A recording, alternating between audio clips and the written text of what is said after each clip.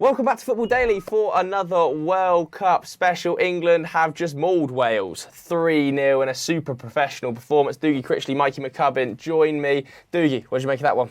Good. Fantastic, to be honest. I'd just like to say that before we get into any winners or losers, my big losers are actually England fans. I think the amount of pressure we create as a nation on our own side, overreacting to mediocre performances, just holds back the side. It can't be a positive.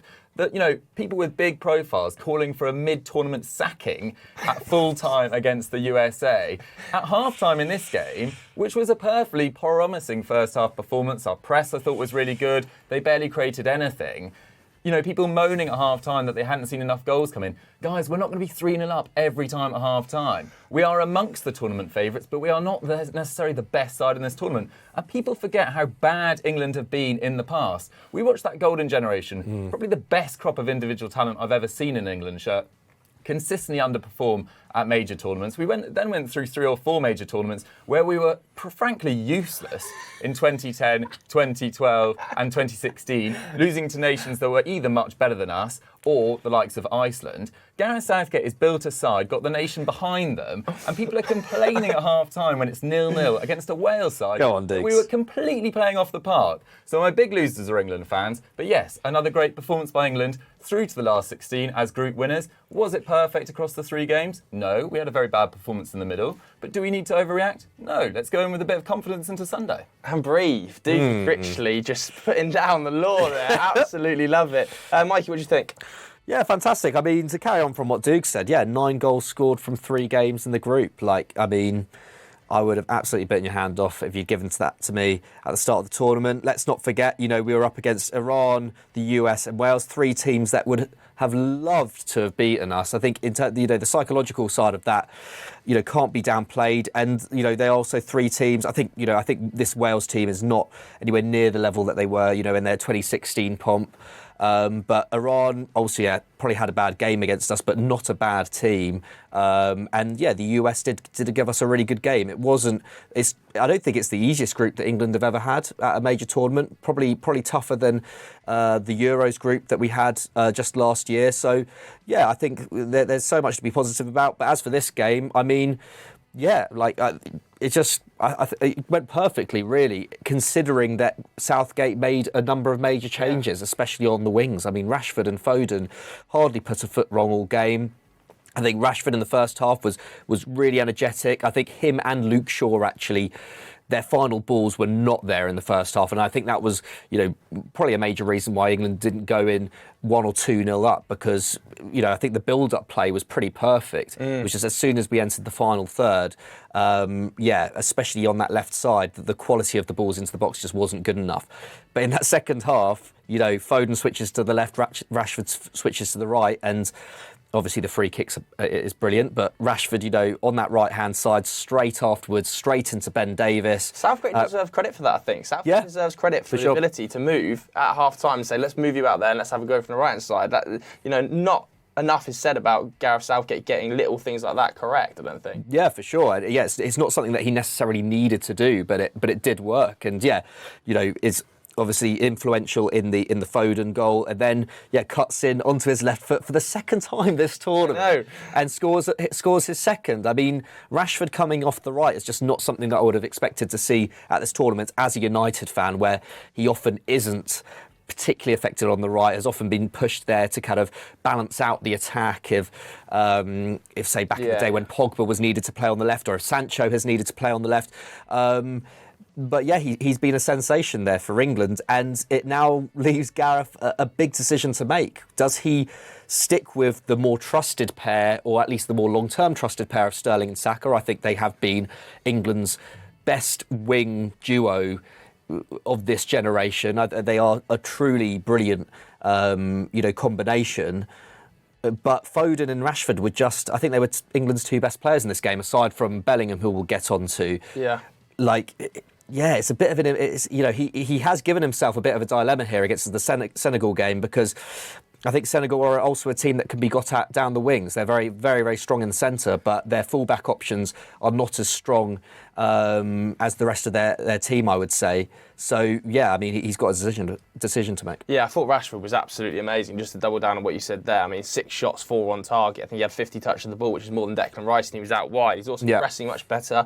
I mean, that's probably down to his work with Erik ten Hag as well. I think in pre-season a lot has changed there, but I think Marcus Rashford has surely forced his way into that starting 11. He looks so dangerous that I'm extremely excited to see him play yet again. And I think, like I said in your point, Gareth Southgate deserves huge credit for the changes he made. I think another player that had a huge effect on this game was Jordan Henderson in the midfield. Yes, he might not be the most technically gifted midfielder, and England fans, constantly moan and cry, "Oh, bring on Jordan Henderson." What you see from Jordan Henderson is pure leadership, and when a team isn't playing together regularly, which England aren't because they're an international side, you often need a leader on the pitch that is able to knit the team together with his communication skills and his press. And that's exactly what Jordan Henderson did today. He was the leader of England's press.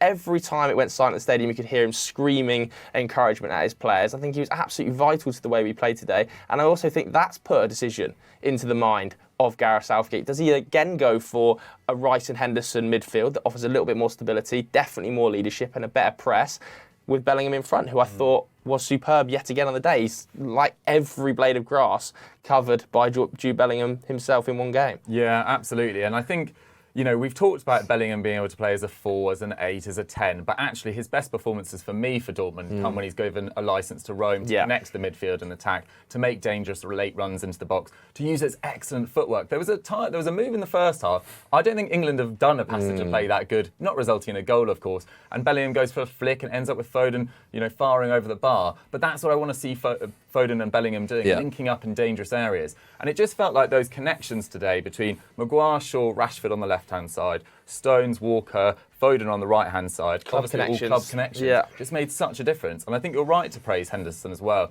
It wasn't seemingly, from the outside at least, or from TV, seemed like the most crazy atmosphere. Like we could hear quite a lot on the pitch, but the main voice we were hearing was just Henderson just barking at his teammates, cajoling them after every successful or unsuccessful press. I thought he was just magnificent on the night. Yeah, so in terms of changes for the Senegal game then, I know that it's a very, very tough decision to make now in the heat at the moment. Obviously, recency bias is going to play a huge factor because we've just come off of a super high with England winning 3-0.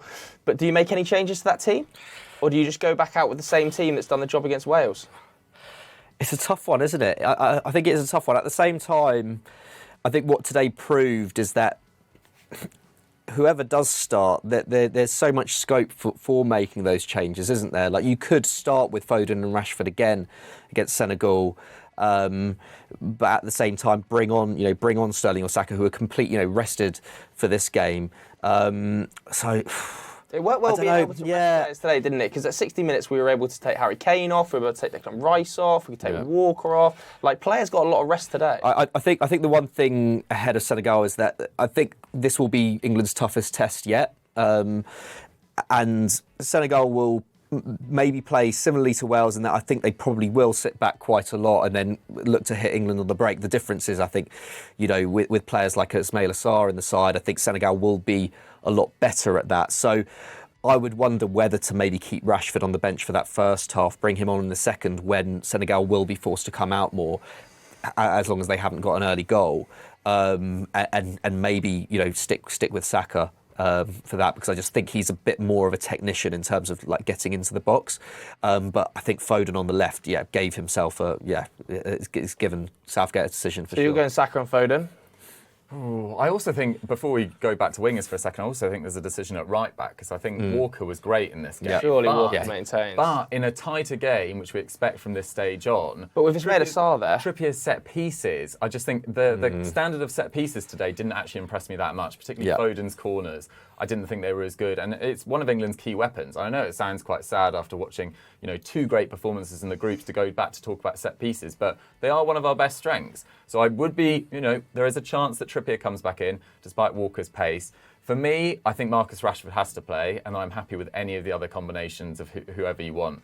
I think he might well go straight back to Sterling, to be honest, given that he's, Southgate's man, given he's the second top scorer in that squad, given his form in knockout football for England, particularly in the Euros. He was the guy consistently grabbing those goals. So I think it might be Rashford and Sterling. Okay. But I think Foden has probably done enough, in my eyes, to start again. I wouldn't change it. It's almost impossible, isn't it? I think also, like in the first half, I feel like if Sterling had been on the pitch, some of that link-up play might have resulted in a goal. I just feel like him and Kane's connection, let's not forget, is just ridiculous. So it's tough. Yeah, it's really tough. It's really, really tough. But I mean, whatever he goes with, there is just immense quality there. We're not even talking about Grealish and James Maddison, which just goes to show, how well England are performing in those areas. I guess we should probably touch on Wales briefly. Like I was saying, I think they're far from the team that they were, 6 years ago. But it was a bit of a shame for them. Like Bale had just 7 touches in that first half. I think he was 5 minutes carrying an injury before going off at half time. Ramsey, far from the player he was as well. 22 passes he completed all game. Dan James, very ineffective. But I think for them, obviously disappointing result in isolation because it's Wales versus England, probably the biggest game that they've ever played England in. But at the same time, I think they have to look at that Iran game, don't they? That's what cost them their place in the knockouts. Like they just were off it against Iran. The Hennessy red card was awful. Giving up those 2 late goals as well. I think the Hennessy red card in general. We saw Ward today, 2 mistakes for the Rashford goals as well. So I think I feel like Wales fans will be annoyed because even though this team, obviously great to have got to this World Cup and they're not at the level that they once were. Like this was a group that they could have got out of for sure, especially after that USA second half where they did actually look pretty good. Dukes, thoughts on Wales? Yeah, disappointing. I think a little bit of credit to Rob Page in that he went with a 4 at the back and he did try, and I did think it looked like their sort of best lineup, to be honest. I don't really have too many selection issues. Nico Williams going off with that head injury as well. That's a bit of a blow because he'd actually played pretty well in this tournament. But as a whole, it goes back to Ramsey and Bale. Just you're looking for moments from players that haven't been playing well at club level. They've not been playing at top clubs that are at top level for a while now and just weren't able to turn up. And it's very difficult to do that mid-season in a World Cup where so many players are hitting the ground running, continuing great club form. They just weren't able to pull it out the bag. Yeah, absolutely. We want to hear from you guys at home, though. What do you make of the England versus Wales game? And who should start for England? Should it be Marcus Rashford? Let us know in the comments below. If you enjoyed this video, hit the like button, hit subscribe. Thanks very much for watching. We'll see you later. Bye.